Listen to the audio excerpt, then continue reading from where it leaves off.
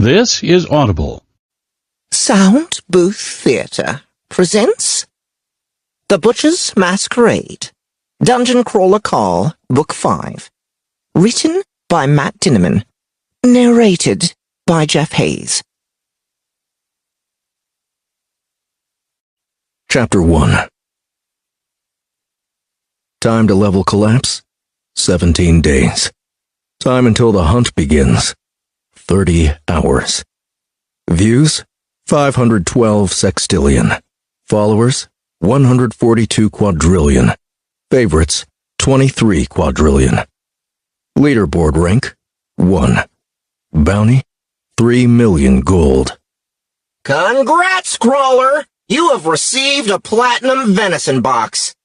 Welcome, Crawler, to the 6th floor. The hunting grounds. Sponsorship bidding initiated on Crawler number 4122. Bidding ends in 45 hours.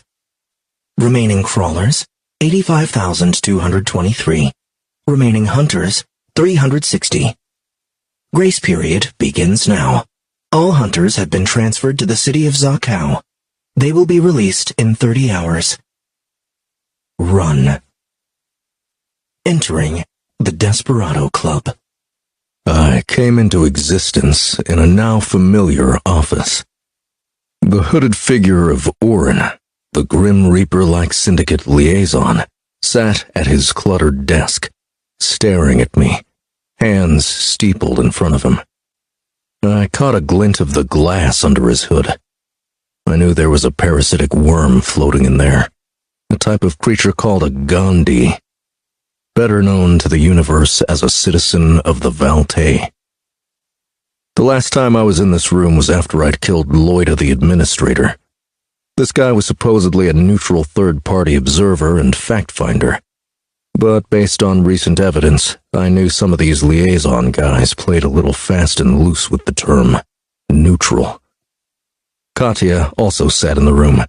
It appeared she'd been here for a few minutes already, and she appeared bored. She was in her regular form. She looked at me and grinned, though I could see the worry in her eyes. Donut. Carl, where are you? We didn't come in together. It's just me, Chris, and Mongo. Where are you? Where's Katya? Carl. It's okay. She's with me. We're back in the vice principal's office. Donut. What does that mean? I need to pick a new class. Tell your companions you'll be joining them shortly, Orin said.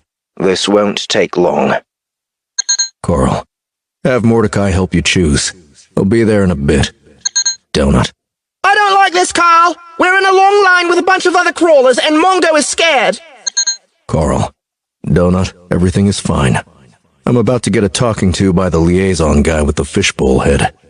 Put Mongo away, talk to Mordecai, and then make sure you get everybody near you into your chat. As I already told your friend, you can only see and hear me, but there are multiple entities in on this meeting, Orin said.